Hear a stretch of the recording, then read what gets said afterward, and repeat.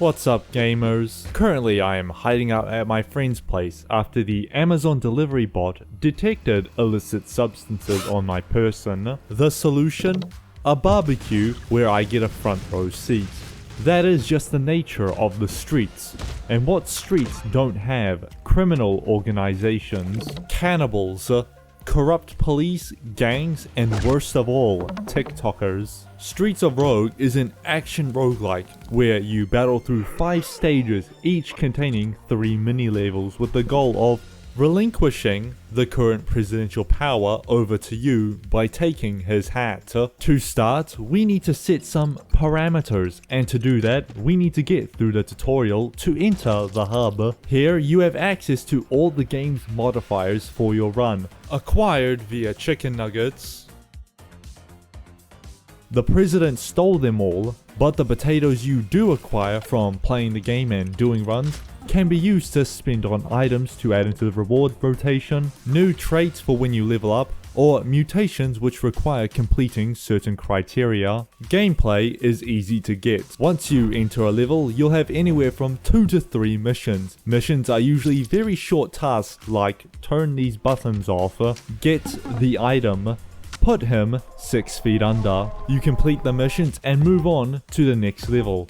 Do this 3 times and you enter the next stage out of 6. Yes, I count the singular as its own stage.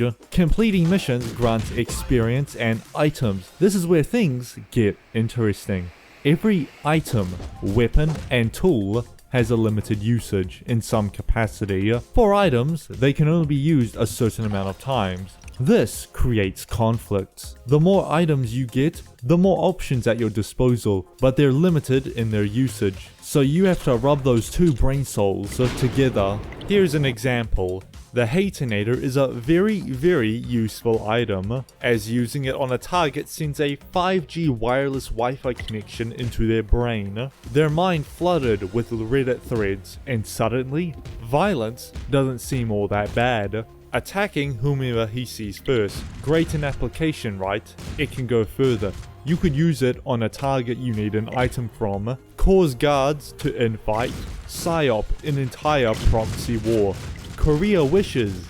They could be the proxiers and not the proxy. And while not every item has that same capability, there is still useful to consider using. Glass cutters, wall phasers, cyanide, hacking devices, perfume, and a DIY nuclear fission. So knowing what's at your disposal is crucial to your success.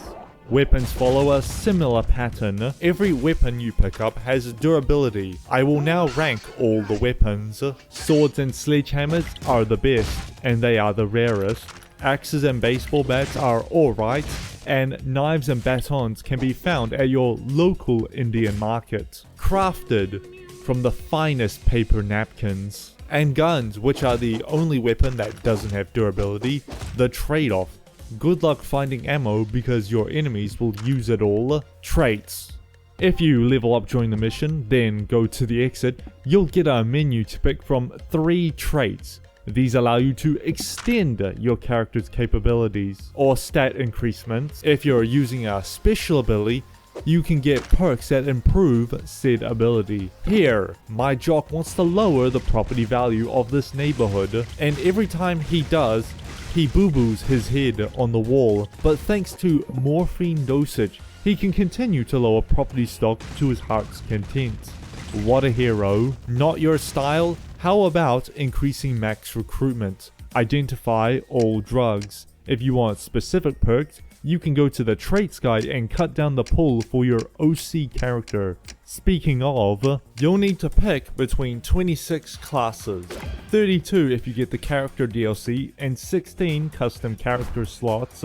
Classes will have their own stats, abilities, traits, items, and quests. I'd recommend trying them out to get a feel for what you like. We got hackers, mobsters, comedians, and monkey, but this can go further with the character creator. I'll admit, some of these are a little on the nose. Could have been worse. You can mix and match and craft your perfect builds. Some of my builds include a hitman who's invisible to cameras, can knock people out, but gorillas hate him and he smells. Vigilante, who is a melee brawler, the trade-off being no business wants to associate with him, and gangsters just can't handle him. And politician, who gently persuades business owners to pay their official, unofficial tax so I can generate revenue. Look, I placed a lot of money on that Chungus coin and I have a sneaking suspicion it isn't going well.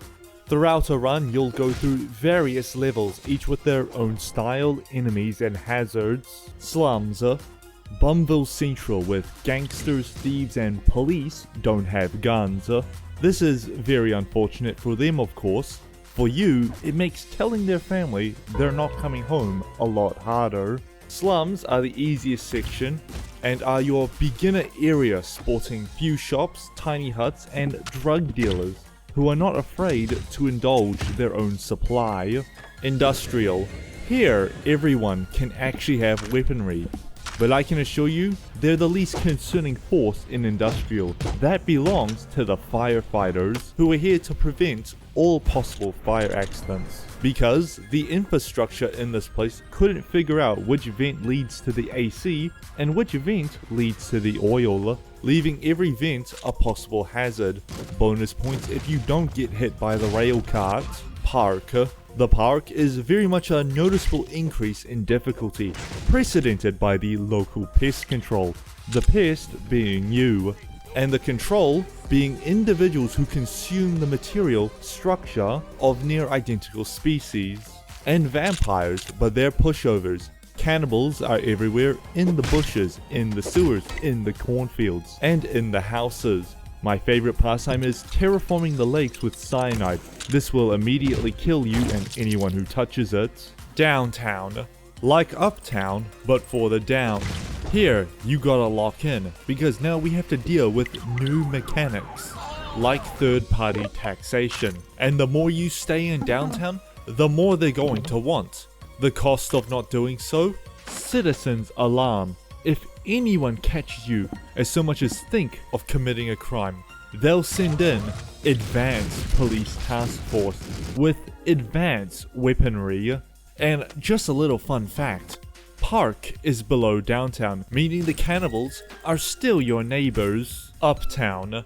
It has everything, the roided out firefighters, the vampires no one cares about, and the police task force, all wrapped up with robots that routinely scan the perimeter for narcotics. And if you didn't get your green card by filing 750 gold at the ATM, they'll sniff you out and send you back to Uganda. And to top it all off, when task force gets sent in, they now lock down the entire section. If you so much as sneeze on someone, it's back to the gulag you go, and the walls don't come down till they know you're gone. But that's not all. On every third level of every stage, you get a random event, subtly conveyed to spice it up. Riots and hysteria, cannibals versus military, Albert the computer, raining missiles, radiation, fun radiation, and the goo. Personally, I prefer to refer to it as an improv timer. A lot of the times, these events can also be very beneficial to you. Albert is a robot who shoots rockets. Well, no need to sneak in, just let him open the way. Funny radiation. I appreciate the resurrection, RNGesus. Please, stop giving me confusion. Missile rain? That can do your job for you instead of your character build. How you build your character is going to give certain advantages. Those like Wrestler, Gorilla, and Jock are great as brawler characters and excel in the early stages, but fall off due to their socially challenged circumstance. They're retarded. The likes of Hacker, Scientist, and Shapeshifter are very weak and suck at fighting, but their perks open up to other solutions, especially later on, when task force can't always be fought head on. You have mixes like Employment Master, Comedian, and Cop. some of which completely change the gameplay loop, like Zombie, who no one likes. People will either run from you or kill you, so the only way to complete a level is to make sure no one survives. If you make it past all that, you reach stage 6, the last stage. The mission? Get that hat. How do you get that hat? That's a very good question. You could brute force it, and that could go very wrong. Alternatively, when you were in downtown, you can ask the mob to have the election rigged for 500 gold. Or, you can ask very nicely. Results may vary.